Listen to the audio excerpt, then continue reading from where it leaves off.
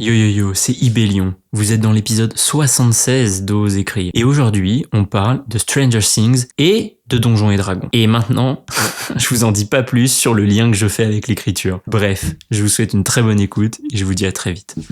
Moi, c'est Sam, Ibellion de mon nom de plume. Je suis écrivain, coach et j'accompagne celles et ceux qui veulent renouer avec leur rêve d'écriture. T'écoutes un podcast dont l'intention est simple, te donner inspiration, outils, motivation, discipline, bref, tout ce qui peut te permettre d'oser écrire. En gros, c'est un peu dans le titre quoi, ose écrire.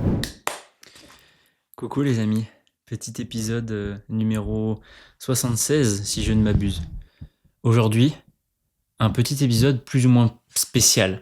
J'avais pas prévu de le faire initialement, mais Stranger Things, partie 2, étant sortie aujourd'hui, je trouvais que c'était le bon moment. Pourquoi ? Plusieurs choses. Je voulais parler de Stranger Things, et j'ai évoqué dans plusieurs épisodes le truc marrant de prendre mon manuel du monstre de Donjons et Dragons et de disserter autour des pages que je vais ouvrir et qu'on va découvrir ensemble. Disserter autour de quoi ? Autour de ce que ça m'inspire, ce que j'ouvre et ce que je vois. Voilà. C'est aussi simple que ça. Et ça, le lien avec Stranger Things, il est clair et net. Donjons et Dragons. C'est fou à quel point ça a replongé énormément de gens dans cette passion plutôt. Je vais commencer par le partage sur Stranger Things avant de me lancer dans mes imaginations autour de ce que les monstres de Donjons et Dragons pourraient m'inspirer. Ce que je voulais dire sur Stranger Things globalement, c'est que c'est une série qui, en fait, je me rends compte qu'elle nous accompagne depuis vraiment longtemps. J'étais encore en école d'ingé quand elle a commencé à sortir. Et c'était la première saison, franchement, elle était trop bien. Et là, j'avoue que j'avais décroché après la saison, au milieu de la saison 3, je crois. Et après, j'avais pas regardé la 4. Même pas la fin de la 3, pas la 4. Et là, en voyant la 5 sortir, en sachant que c'est la finale, moi, j'ai eu envie de me replonger dedans. Et du coup, je me suis tout rematé récemment. J'ai eu un petit passage à vide là, il y a quelques semaines. J'avais pris une semaine plus ou moins off. J'assurais les coachings que j'avais. J'ai assuré aussi quelques appels, etc. Mais j'avais besoin de me poser un petit peu. Et je me suis rematé tout Stranger Things. J'ai pas arrêté, les gars, je vous jure. C'était incroyable. Alors, évidemment, il y a certains passages que j'ai regardés un peu en dilettante. Et pour vous donner un avis bref, alors je vous préviens tout de suite, je sais pas si je spoilerai ou pas, mais je vais pas me priver. Donc si jamais vous voulez pas être spoilé de Stranger Things du tout, ne regardez pas cet épisode. Je parlerai pas de la saison 5, je pense. Enfin, pas de la partie 2, puisque de toute façon j'enregistre ça avant qu'elle soit sortie, et j'ai pas encore les accès qu'il faut pour pouvoir me le mater en avance. Et même, je pense que je parlerai quasiment pas de la saison 5. Je vais parler des saisons 1, 2, 3, 4, je pense. Et du message après, des messages que moi j'ai perçus dans Stranger Things et qui me donnent des petites leçons pour l'écriture. J'aime bien toujours faire ça. On est quand même là pour parler d'écriture de base. La saison 1 de Stranger Things est absolument incroyable. Je la kiffe de fou. J'aime trop tout en fait. J'aime trop tout.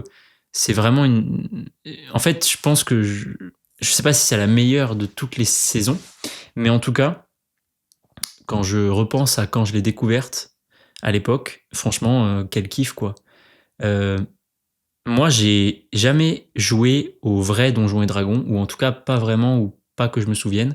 Par contre, je me rappelle, à une version de plateau, donc qui était un peu simplifiée, dans le sens où il n'y avait pas besoin de créer d'histoire.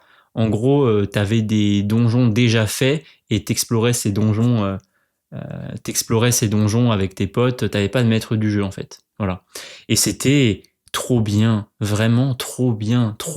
Genre, je n'ai pas de mots pour décrire quel kiff c'était de jouer à ce jeu-là, quoi.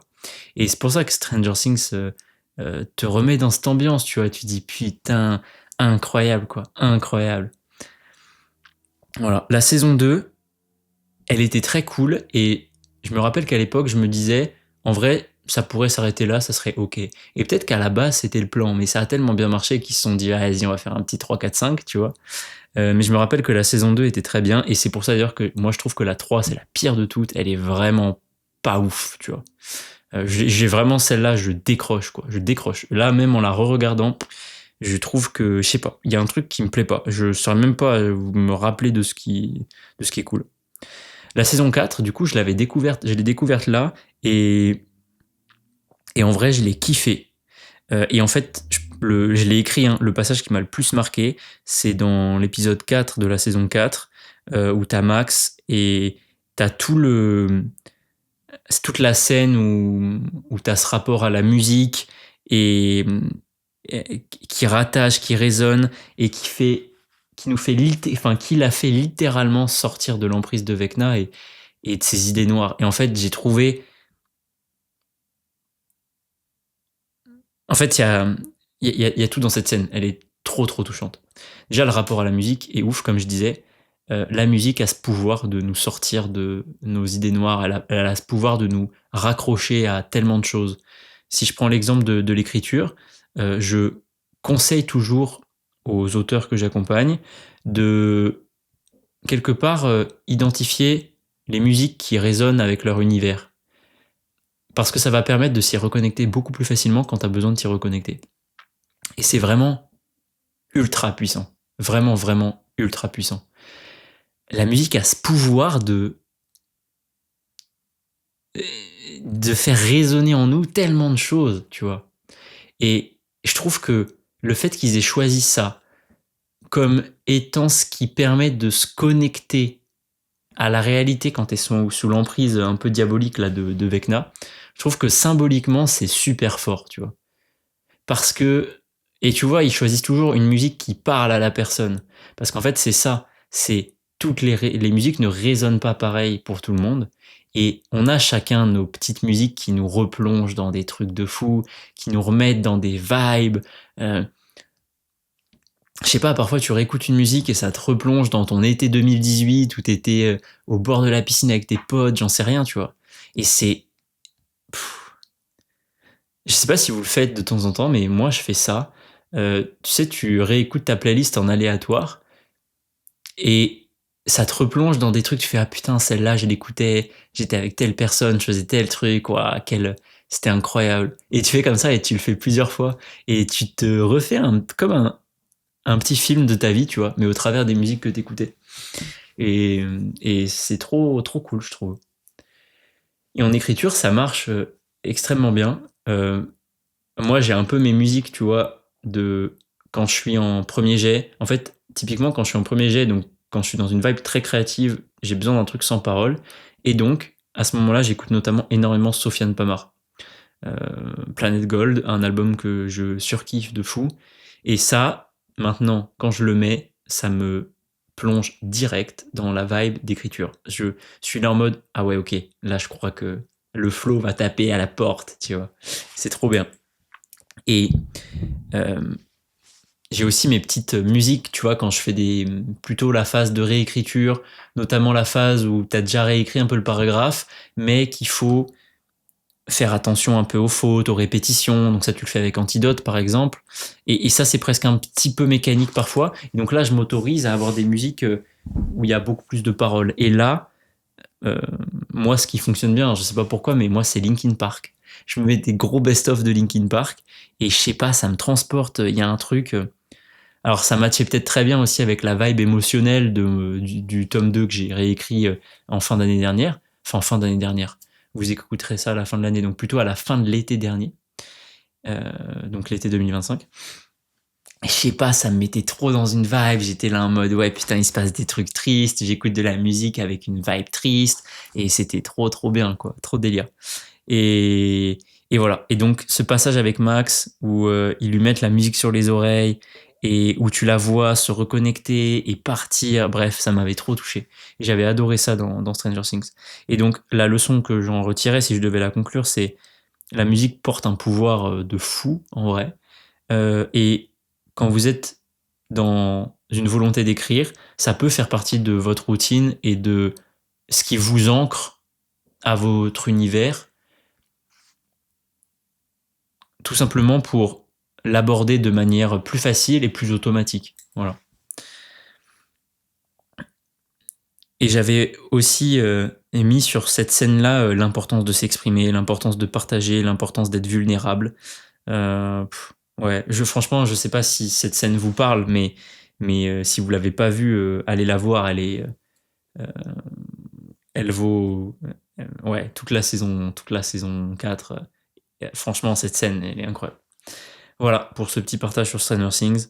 Après la saison 5, comme je vous disais, je vous dis rien. J'ai pas vu plus que ça. Euh, j'en parlerai peut-être quand tout sera sorti. Et je pense que les deux messages que j'ai vraiment retenus de Stranger Things et que je pourrais appliquer à l'écriture et même un peu à la vie, tu vois, si j'avais des messages un peu positifs à partager, je dirais déjà il y a ce côté partageons tous ensemble, tu vois. Quand tu es dans une vibe de partage, tu te rends bien compte que tout marche mieux, tout devient possible. Ils auraient jamais résolu tous les problèmes qu'ils ont résolus s'ils avaient voulu l'adresser tout seuls. Ou s'ils avaient dit non, mais toi, non, mais vas-y, on essaie de se débrouiller sans en parler à X ou Y, tu vois. Et évidemment, t'as ce côté, bon voilà, ils sont pas en train de build des plans parfaits. Ils sont plutôt en mode, bon, là en fait, il faut qu'on agisse. Je sais pas trop comment on va faire, mais on va le faire. Et donc, tu vois, ça rejoint un peu ce côté audace dont je parlais. Bon, évidemment, là, ils ont un peu, il y a peut-être de la plot protection de temps en temps, tu vois. Mais je trouve que ça véhicule ce beau message de dire, en fait, faisons les trucs même si on n'est pas prêt, tu vois. Écrivons le livre qu'on a envie d'écrire même si on n'est pas tout à fait prêt. Et partageons-le. Voilà. Partageons-le, demandons de l'aide. Et avec ça, là, on va pouvoir résoudre vraiment les problèmes qu'on a, tu vois. Et quelque part, un livre qui nous résiste et qu'on rêve d'écrire depuis longtemps, mais où il y a des blocages, etc., bah, c'est un peu comme des démons gorgons, quoi. Si vous voulez, le livre ultime, c'est affronter Vecna, et au milieu du chemin, t'as des petits démons gorgons comme ça, que là, hop, tu dois aller tabasser d'une grande balayette, ou en appelant ton pote le coach qui a un putain de lance-flamme pour carboniser les démons gorgons. Voilà, oh, c'est une belle image, je la réutiliserai. Je suis le gars, voilà. J'aide les gens à cramer les démons gorgons qui croisent sur leur route. J'aime beaucoup l'image. Voilà. Et le deuxième message, et il est paradoxal parce que dans la série, en vrai, c'est pas ouf, tu vois. Mais c'est le côté, en fait, quelque part, notre imagination devient réelle, tu vois. Et eux, alors c'est voilà, ils jouent au jeu de rôle, ils voient le démon Gorgon, et puis en fait, il se trouve qu'il est réel. Pareil pour le flagellaire mental, pareil pour Vecna. Mais quelque part, même si là, tu vois, c'est pas forcément le truc de fou dans la série, parce que faire apparaître des démons Gorgon, Vecna ou un flagellaire mental, vas-y, pas chaud mon ref, tu vois. Mais je trouve que le message est beau. Osons être créatifs, et quelque part en verbalisant et en ancrant dans la réalité nos rêves, et bah quelque part ça devient réalité. Et ça, je trouve ça stylé. Donc si je devais là vous donner un conseil avec ce partage que je vous fais sur Stranger Things, c'est si vous voulez que votre livre soit réel, commencez déjà par oser le dire à haute voix et l'écrire. Je vais être écrivain, je vais terminer mon livre. Écrivez-le sur une feuille plusieurs fois, collez-le au mur et relisez-le tous les matins. Bah, je vous jure que là, inconsciemment, déjà, vous allez vous mettre dans une démarche d'aller chercher des solutions. Et je dis pas que ça va être d'un claquement de doigts et que vous allez réussir à écrire ce livre alors que ça fait peut-être longtemps que vous êtes bloqué. Mais en tout cas, ça va vous donner inconsciemment en tête l'indication que vous avez envie de tout faire pour réussir ce truc-là. Et peut-être que ça passera par découvrir du nouveau contenu, aller demander de l'aide à moi ou à quelqu'un d'autre, en parler à vos parents, à votre copine, à votre copain, bref, que sais-je. Voilà.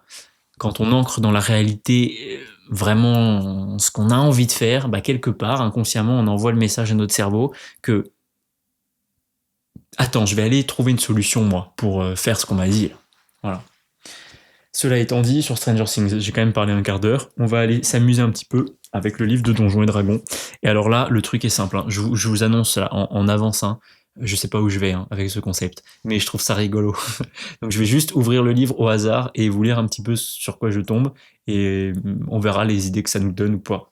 Peut-être que ça vous inspirera vous-même des idées, peut-être que ça vous donnera envie de découvrir Donjons et Dragons, peut-être pas, peut-être que ça vous donnera, ça vous fera rire, j'en sais rien, on va bien voir. C'est ça aussi qui est beau, on va découvrir ensemble. Alors, là j'ai ouvert au, à peu près au milieu, et je vois une horreur crochue. Alors, je vous jure elle est assez vilaine. Je peux vous la montrer à la caméra. Voilà. L'horreur crochue, vilaine, très très vilaine. Féroce prédateur d'outre-terre, l'horreur crochue défend agressivement son terrain de chasse. Dans les cavernes où vivent ces créatures résonnent les claquements et les raclages constants de leurs crochets lorsqu'ils gravissent une falaise ou la paroi d'une caverne. Qu'est-ce qui m'inspire ce monstre?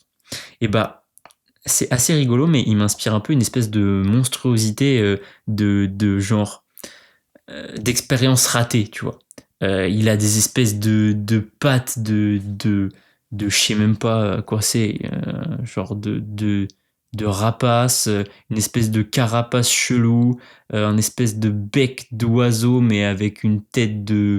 Il a des moustaches de chat, le bordel, et il a des espèces de deux grosses pinces qui ressemblent à rien de ce qui existe sur Terre, à part peut-être dans les catégories insectoïdes qui nous entourent. Et là, tu vois, tout de suite, ce que ça m'évoque spontanément, c'est, j'imagine bien une histoire avec un peu un savant, genre, un peu taré, tu vois. Et ce savant taré, il ferait des espèces de mix-up d'animaux un peu bizarres.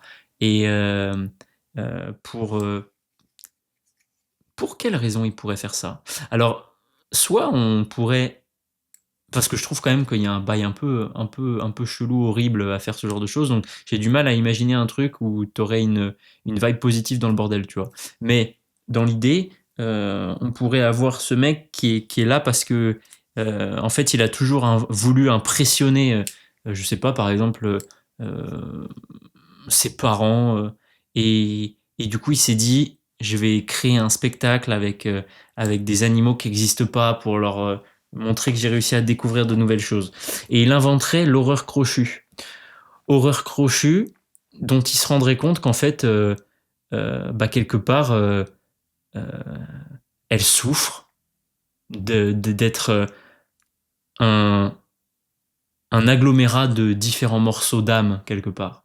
Et je pense que le vrai fond de cette histoire pourrait être comment l'horreur crochue se reconstruit avec tous les morceaux d'âme qui la composent. Et quelque part, comment, avec tous ces morceaux un peu cassés qu'elle a, comment elle se reconstruit une identité.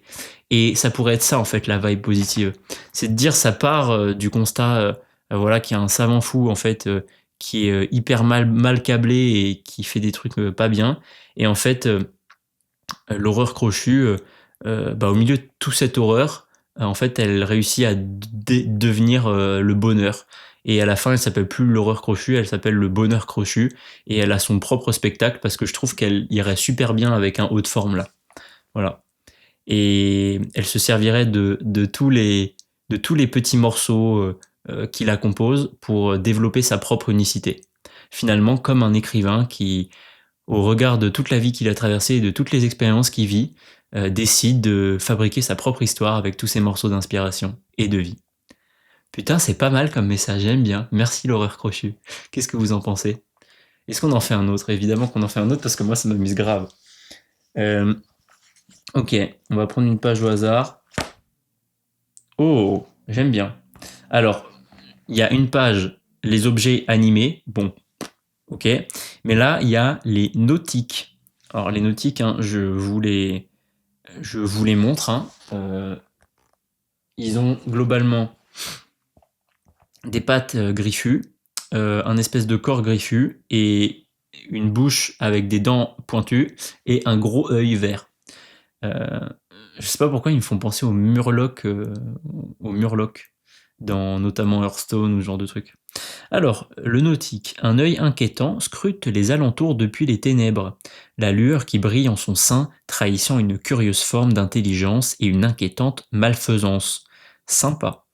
La plupart du temps, le nautique se contente d'observer, sous-peser et jauger les créatures qu'il rencontre.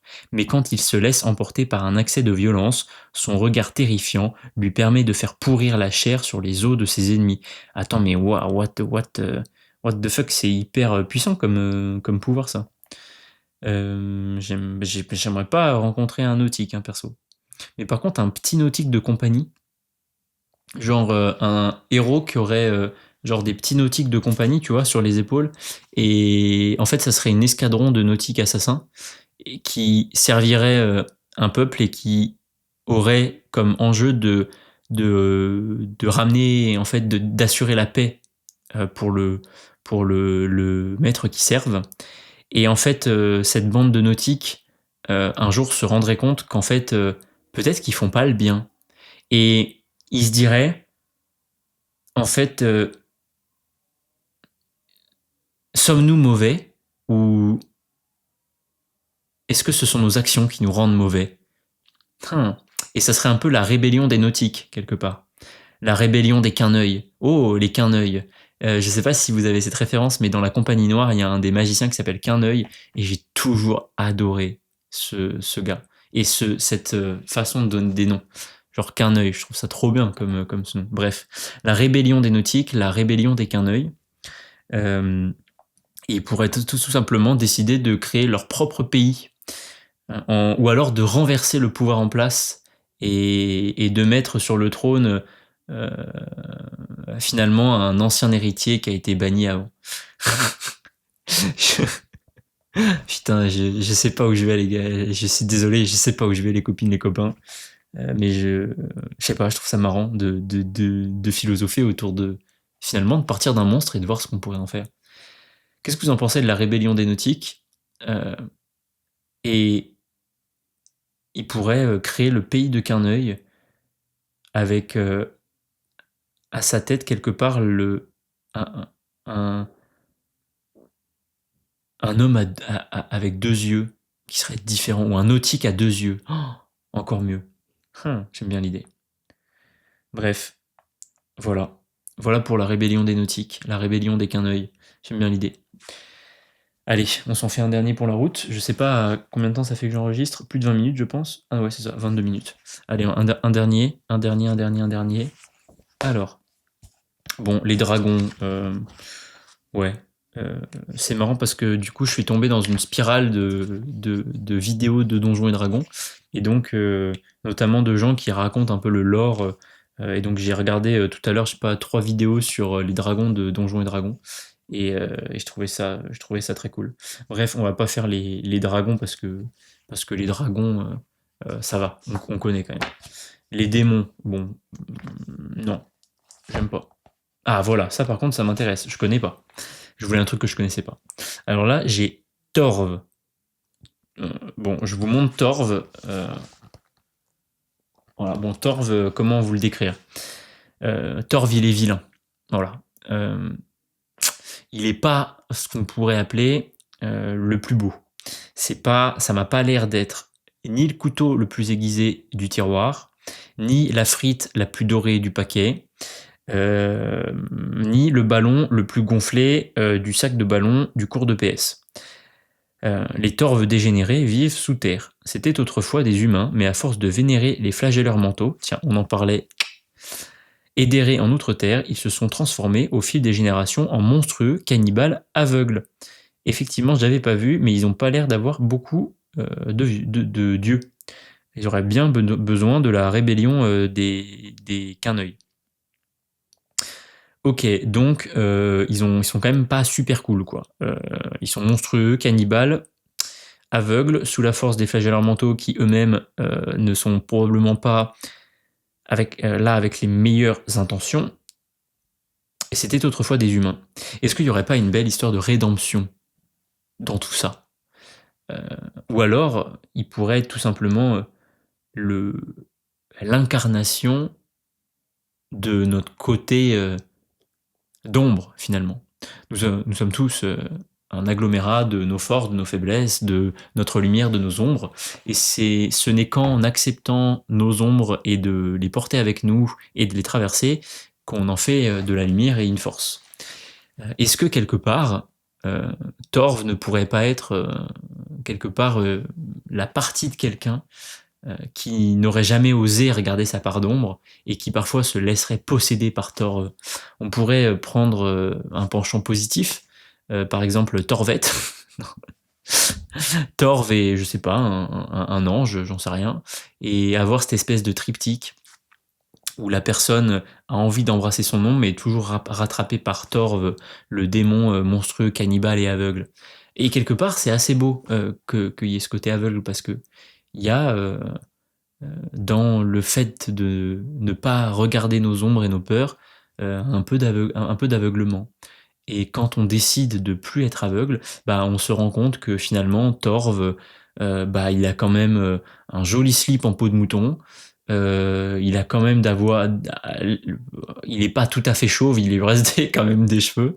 Bref, ce que je veux dire par là, c'est que il a ses qualités, Torv, malgré toutes les choses euh, qui fait. Bon, après il est cannibale, c'est quand même pas ouf quoi. Je sais pas s'il y en a grand chose à en retirer de ce Torv. Mais bref, au-delà de Torv, l'idée quelque part d'une histoire, une triptyque entre quelqu'un, sa partie ombre, sa partie lumière, qui chercherait à se construire et à sortir de l'aveuglement qu'il a vis-à-vis de sa partie ombre. Moi j'aime bien. Je pense que c'est des choses aussi qui ont été déjà très, très souvent exploitées, mais j'aime bien que l'incarnation de ces parties-là soit un monstre quelque part. Tu vois, ça pourrait être un fan de Donjons et Dragons qui en fait a cette dualité. Donc il y a lui, il y a le personnage qui joue dans Donjons et Dragons, qui est quelqu'un de bien, et Torv. Voilà. Et il se bat, il y a cette triptyque. Voilà. J'aime bien cette idée-là. Bref, je pourrais faire tout le bestiaire, mais on va aller se coucher parce qu'il est tard, en vérité. Mais ce que je conclurai, c'est que vous voyez, là, l'exercice que j'ai fait, vous pouvez le faire chez vous et ça vous montrera une seule chose, c'est que vous êtes créatif. Et en fait, c'est trop génial.